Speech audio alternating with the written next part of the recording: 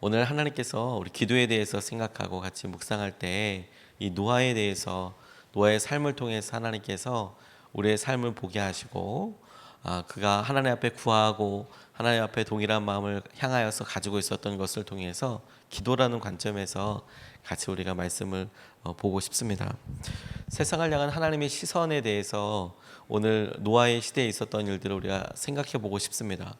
세상을 향한 하나님의 시선이 이 세상을 심판해야 할 만큼 가득한 죄를 묵과할 수 없을 만큼의 그만큼의 죄가 아주 그냥 관영하고 있었던 그런 때였습니다. 노아는 그런 세상에 살면서 하나님과 동행하고 있었다라고 이렇게 이야기하고 있어요. 근데 우리가 어저께 에녹이 그가 하나님 앞에 같이 동행하고 살았던 것이 의미하는 바에 대해서 우리가 같이 살펴보았습니다. 노아에게 똑같은 표현으로 그가 하나님 보시기에 이렇게나 힘들고 이렇게나 악한 세상에 살고 있었지만 그는 그 가운데 하나님과 동행하고 있었다라는 의미로 받게 되었어요. 에녹의 삶에는 하나님께서 그와 동행하고 있었다라는 것이 강조되었다면 노아에게 있어서는 그는 하나님과 동행하는 사람이었는데 그런데 그 세상에 너무도 악했다라는 거예요. 악한 세상에서 그가 가지고 있었던 삶의 형태에 대해서 말씀하시는 것을 보고 어쩌면 에녹의 삶보다 노아의 삶이 우리에게 더 많이 와서 닿겠다라는 생각을 하게 되었습니다. 오늘 우리가 함께 읽은 이 말씀을 통해서 우리가 첫 번째로 같이 붙잡고 싶은 것은 이 시선과 관련된 것인데요.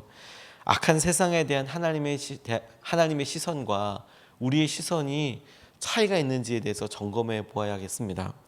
5절서부터 말씀을 보면 주님께서는 사람의 죄악이 세상에 가득 차고 마음에 생각하는 모든 계획이 언제나 악한 것뿐임을 보시고서 땅 위에 사람 지으셨음을 후회하시며 마음 아파하셨다. 주님께서는 탄식하셨다. 내가 창조한 것이지만 사람을 이 땅 위에서 쓸어버리겠다. 사람뿐 아니라 짐승과 땅 위를 기어다니는 것과 공중의 새까지 그렇게 하겠다. 그것들을 만든 것이 후회되는구나. 이렇게 말씀하셔요. 노아의 때에는 지금보다 더 악한 무슨 범죄가 따로 있었던 것이 아닙니다. 그들이 하나님을 떠난 삶을 살고 있었고 하나님을 떠난 채로 자기들 중심의 삶을 살고 있었습니다. 그런 삶에 대해서 하나님께서 갖고 계셨던 시선이 중요하겠죠. 노아의 시대 때는 지금보다 더 흉악한 죄가 있었고 요즘엔 있지도 않았던 무언가가 있었던 것이 전혀 아니라는 점을 떠올려 본다면 오히려 죄의 종류와 우리가 생각하기에 사회가 발전했다고 생각하기 때문에 생기는 부산물로서의 죄, 예전에는 있지도 않았던 그런 일들이 요즘은 죄의 한 형태가 되어서 너무도 사람들에게 큰 폐해를 주고 피해와 폐해를 주게 되는 그런 일을 보면서 죄의 종류와 죄에 대해서 신경 쓰는 걸 보면, 계획을 하는 걸 보면 과거보다 현재가 아마 100배가 아닐 겁니다. 훨씬 더 죄의 종류도 많을 거고 그렇게 할 텐데, 그런데 하나님께서 그 죄로 가득한 세상에 대해서 어떻게 보고 계시는가? 내가 후회된다. 심판해야 될 만큼 내가 너무너무 후회된다라고 하나님께서 보고 계신다라는 거예요. 이게 왜 중요하냐면 여러분, 하나님께서 이 세상을 보시면서 갖고 계신 마음이 그때와 별반 다르지 않을 만큼 시선을 가지고 계신다라는 거예요. 이 세상이 악합니다. 죄로 가득 차 있습니다. 그리고 도저히 참을 수 없으셨답니다. 이 시선을 우리가 깨닫고 그리고 우리의 시선을 점검해 보면 그 사이에 생기는 간극과 차이가 얼마나 우리에게 중요한 질문이 되는지 몰라요.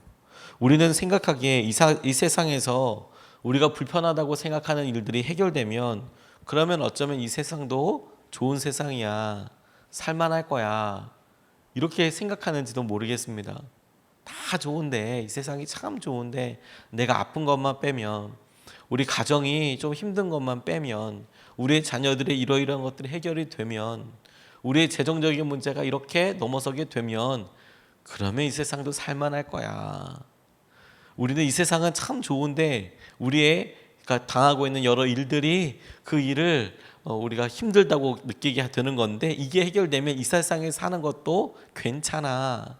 이 세상 좋은 거 많아.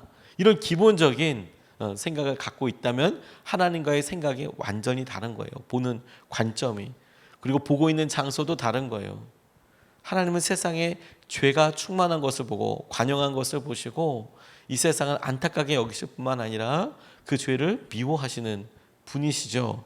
그래서 그 죄악을 하나님께서 보고 계실 때에 누군가가 똑같이 그 시선에서 이것이 죄된 것과 이것을 안타깝게 여기시는 하나님의 마음을 알아야, 그래야 똑같이 기도하게 되고 그래야 똑같이 하나님을 향하여 간구하게 되는 거예요.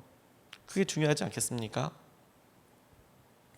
어떤 분이 어렸을 때 어머니가 이렇게 학교에 찾아갈 때마다 그냥 자연스럽게, 그때 당시에는 선생님들에게, 지금은 전혀 그렇지 않습니다만 선생님한테 그래도 수고하시고 그러니 평소 때 자주 찾아뵙고 그러는 것도 아니니까 그러면 음료수라도 이렇게 사가지고 가고, 음료수가 뭔가 조금 더 선생님을 되게 더 잘 표현해 드리고 싶은데 조금 부끄러운 것 같아서 음료수와 함께 이렇게 마음을 표현한 거죠. 그때 당시에 순수한 마음이었다라고 생각이 듭니다. 그래서 봉투를 하나 준비해서 선생님 감사합니다, 이렇게 인사를 하곤 하셨대요. 그런데 나중에 이제 지나고 나니까 선생님들에게 진짜 박하산병이라도 주면 그것 자체 안 되는 거다. 왜? 그것 때문에 어떤 마음의 어떤 균형을 잃어버릴 수가 있으니까 절대 못하게 하거든요. 근데 그렇게 난리가 날 때까지 그렇게 하면 안 된다, 그거 뇌물이다, 그렇게 촌지 같은 거 주면 안 된다, 이렇게 난리가 날 때까지 중요한 것은 그것을 계속 옆에서 보고 있었던 자녀는 누군가 이렇게 만나러 갈 때는 봉투를 준비해야 되는 거구나. 그게 어떤 예의나 이런 차원을 넘어서서 그렇게 하는 게 당연한 거구나. 뭔가 할 때, 일을 하고 이럴 때는 봉투가 이렇게 가는 게 당연한 거구나, 이렇게 생각하고 있었다라는 거예요. 딱히 그거에 대해서 깊이 생각해 보지 않았으니까. 근데 나중에 지나고 나니까 그 일이 시선에 따라서 이게 나쁜 행위로 보여질 수 있는 거구나, 그렇게 하면 안 되는 거라고 보여질 수 있는 거구나, 시선이 완전히 다른 거예요. 그게 당연하다고 생각하는 것에서 살다 보면 우리가 나중에는 하나님께서 보시기에는, 아니 말씀에 적어놓은 걸로 보면 너 진짜 말도 안 되는 일 하고 있다. 하나님께서 이 세상에 악한 것을 주목하고 계세요. 그리고 이 세상에 그 죄가 첫 번째 문제이고 그게 해결되지 않는 한 하나님께서는 계속해서 이 세상의 마지막을 향해서 나아가고 있다는 것을 기본적으로 알아야 하는 것이죠. 그 마음을 알아야 이 세상의 죄에 대하여 우리가 같이 무릎 꿇고 기도하고 그 죄를 해결하실 수 있는 예수 그리스도의 보혈과 십자가에 대해서 또 그렇게 간절히 매어 달리게 되는 거예요. 내가 무슨 병인지를 알아야 그 병에 대해서 대책도 구하고 치료제도 구하고, 그리고 내가 이것을 넘어서기 위해서 그렇게 나아가게 될 거 아니겠습니까? 세상의 죄를 하나님의 시선으로 보아야 하나님께서 그 땅의 죄를 해결하시기 위한 예수 그리스도의 십자가 그 능력도 의지하게 되는 거예요. 그러니 여러분, 우리 시선이 하나님께서 보시는 것에 대하여 이 세상을 보고 있는가, 하나님 그 시선과 마음을 달라고 기도해야겠다. 노아의 시대가 지금의 시대보다 더 악한 것이 아니었다면, 그럼 이 시대를 보시는 하나님의 시선 역시 죄를 주목하고 계시고 그 죄를 해결하기 원하시는 하나님의 간절한 마음에 대해서 우리가 오늘 동일한 마음으로 취하고, 하나님 이 세상의 죄와 악함을 넘어서게 하여 주십시오. 그 일에 예수 그리스도를 온전히 의지하게 해주십시오, 라게 기도하고 나아가야겠다라고 붙잡게 되었습니다. 두 번째로는 말씀을 통해서 주목하고 같이 기도하고 싶은 것은 노아의 기도와 노아에 대한 평가예요. 8절 9절 말씀을 보면, 그러나 노아만은 주님께 은혜를 입었다. 노아의 역사는 이러하다. 노아는 그 당대에 의롭고 흠이 없는 사람이었다. 노아는 하나님과 동행하는 사람이었다. 이렇게 이야기합니다. 에녹이 하나님과 함께 했던 것처럼 노아 역시 하나님과 동행하는 사람이었다라고 성경이 이렇게 말하고 있어요. 우리가 그냥 전에는 쭉 읽고 그냥 동행하는 사람이었구나라고 생각하지만, 그러나 에녹의 삶을 가만히 묵상하고 우리가 깨달았던 것이 무엇이냐면 하나님과 동행하는 삶, 그리고 그 하나님이 동행하는 삶에 대해서 하나님이 갖고 계셨던 기쁨, 그리고 그 기쁨의 이유, 그게 내용이 무엇이었느냐? 하나님이 살아계신 것을 믿는 것과 하나님께서 자기에게 나아오는 사람들, 자기를 찾는 사람들에게, 그러니까 자기에게 기도하는 사람들에게 더 좋은 것으로 응답하시는 것을 믿는 믿음, 이것이 기쁨이고, 에녹이 하나님과 함께 동행했을 때에 하나님이 커다란 문제 앞에서, 어려움 앞에서 보였던 특별한 믿음이 아니라 일상 가운데 보였던 그 믿음 두 가지를 보시고 기뻐하시고 하나님께서 그와 동행하시는 것을 즐거워하셨다라는 것을 우리가 말씀으로 보았습니다. 이러한 노아를 보면서 하나님은 그를 당대의 의인이며 흠이 없는 사람이라고 인정해 주셨어요. 하나님이 살아계신 것을 믿습니다. 그리고 하나님께 구하는 사람들에게 반드시 응답해 주시는 분이신 것을 내가 믿습니다. 내가 그 주님을 나의 삶에서 날마다 반복되는 나의 일상에서 인정하고 하나님께서 나와 함께 하시는 것을 믿습니다. 하나님과 동행하는 그 노아를 하나님은 의롭다, 흠이 없다라고 인정해 주셨어요. 그래서 하나님께 노아는 은혜를 입었다라는 것이죠. 그러나 우리가 노아의 삶을 면면히 보면 그가 심판 이후에 어떤 삶을 살았는지를 알게 됩니다. 그것이 외로움 때문인지 두려움 때문이었는지 모르겠지만 그가 포도주를 먹고 실수하는 장면도 나오고, 그 실수에 이어서 자기의 자녀에게 나중에는 분명히 후회했을 것 같지만 성경에 나와 있는 대로 보면 자기 아들에게 저주하는 것을, 일련의 사건들을 보게 돼요. 참 안타까운 일들이 그의 삶에서 보여지게 되죠. 그의 삶이 그때 당시에만 그렇다라고 보기보다는 연약함도 있었다라고 저는 생각이 들어요. 근데 그 연약함에 대해서 하나님께서는 그는 은혜를 입었다, 그리고 그는 당대의 완전한 자다, 이렇게 표현하고 있는 것에 주목할 필요가 있겠습니다.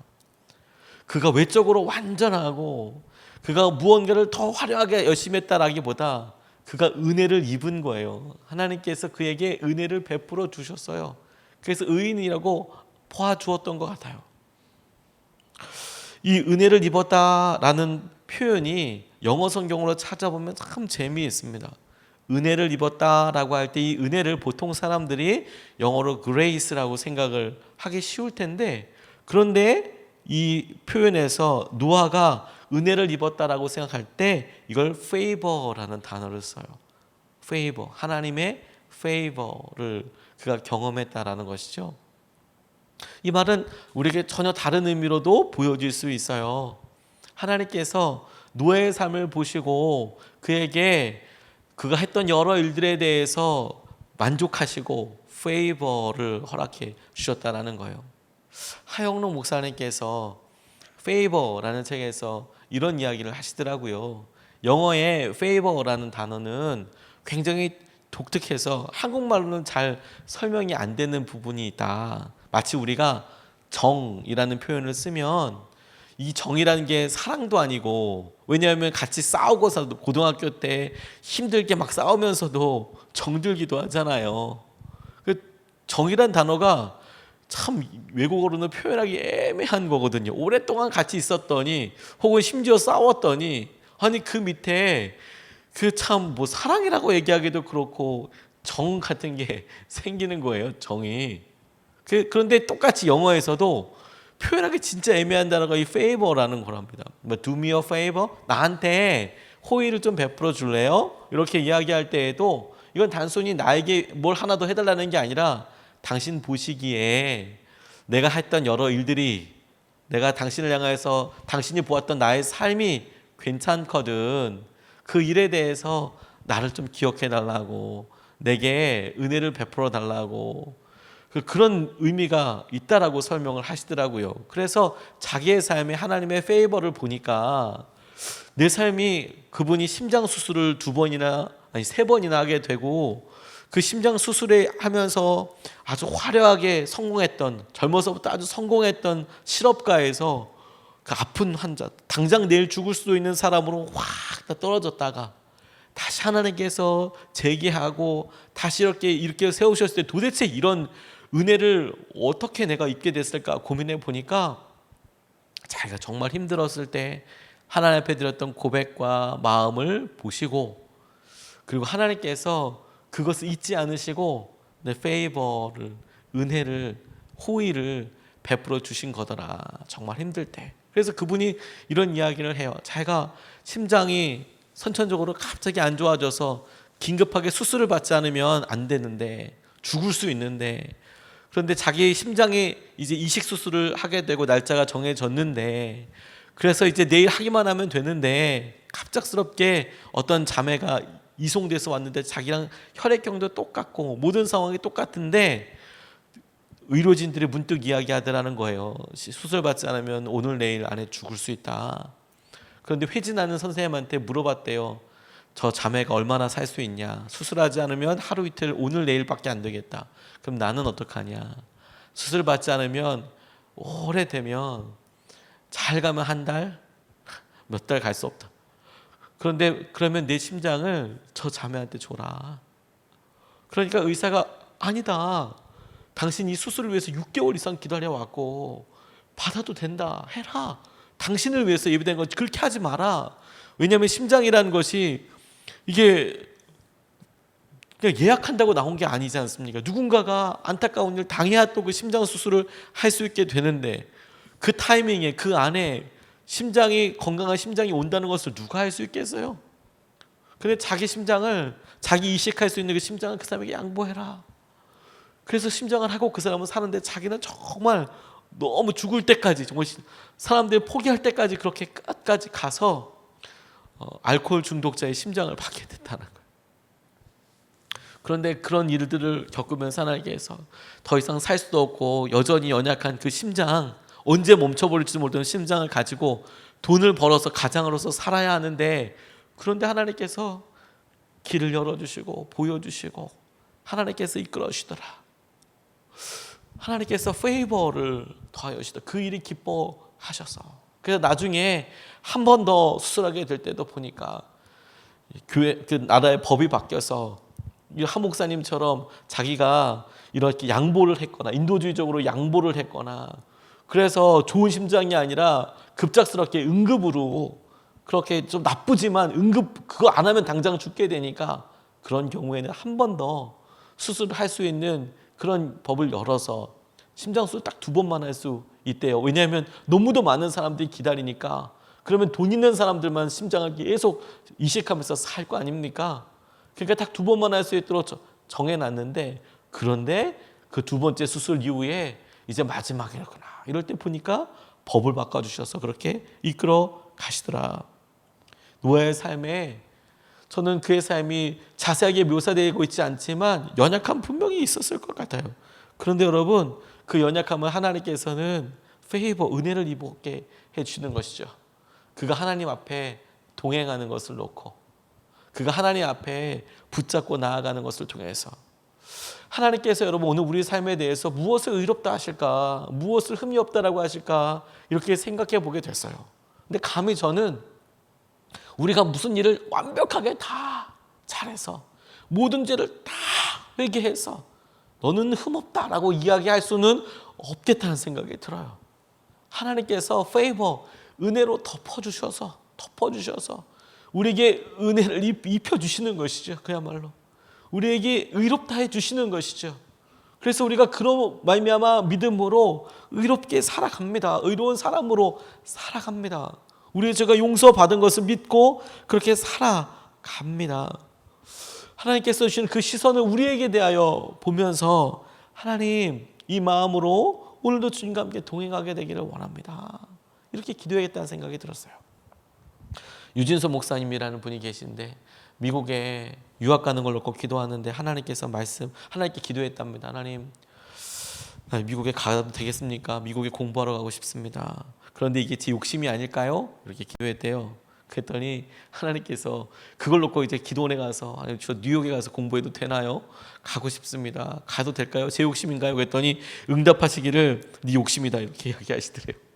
너무 섭섭하더래요. 그러면 안 가겠습니다. 주님, 제 욕심이라면 제가 안 가겠습니다. 그렇게 기도를 하셨대요. 근데 계속 기도를 할 때 마음속에 이 가야겠다는 마음이 떠나지 않고 하나님께 하나님 그런데 자꾸 마음에 안 가겠다고 말씀드리는데 왜 가고 싶은 마음이 자꾸 들까요? 하나님 어떻게 할까요? 그때 하나님께서 마음속에 가라 뭐 이렇게 이야기하시는 것 같더래요. 또 마음이 하나님 욕심 네 욕심이라고 얘기해놓고 가라 그러시면 어떡합니까?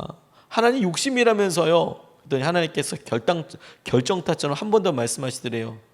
언제 네 욕심이 아닌 게 있었니? 이렇게 이야기를 하시대. 언제 네 욕심이 아닌 게 있었니?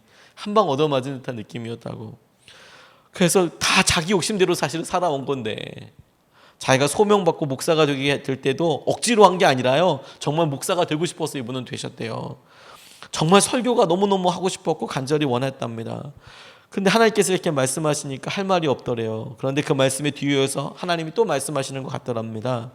그런데 때로는 내가 너의 욕심을 통해서도 인도하기도 한단다. 이렇게 너의 삶에 너 욕심 아닌 게 있더냐. 그런데 내가 그 욕심까지도 때로는 인도한다 너. 그 응답을 받고 미국 유학길에 오르셨다고 이야기를 하시더라고요. 그럼 우리가 연약한 부분이 있어요. 근데 하나님께서 은혜로 덮어주세요. 페이버를 우리에게 주세요. 우리가 그 은혜를 마음을 그 시선을 하나님의 평가를 오늘 우리가 기도하면서 우리를 향한 주님의 마음으로 함께 붙잡을 수 있으면 좋겠습니다. 두 가지 말씀을 같이 나눴습니다.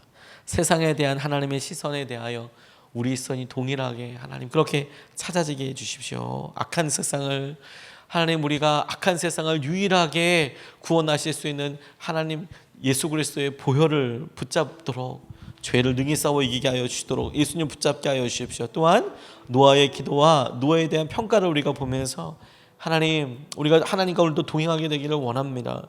하나님 당신과 함께 우리가 믿음으로 함께하게 되기를 원합니다. 이것을 붙잡고 두 번 나눠서 같이 기도하겠습니다. 첫 번째로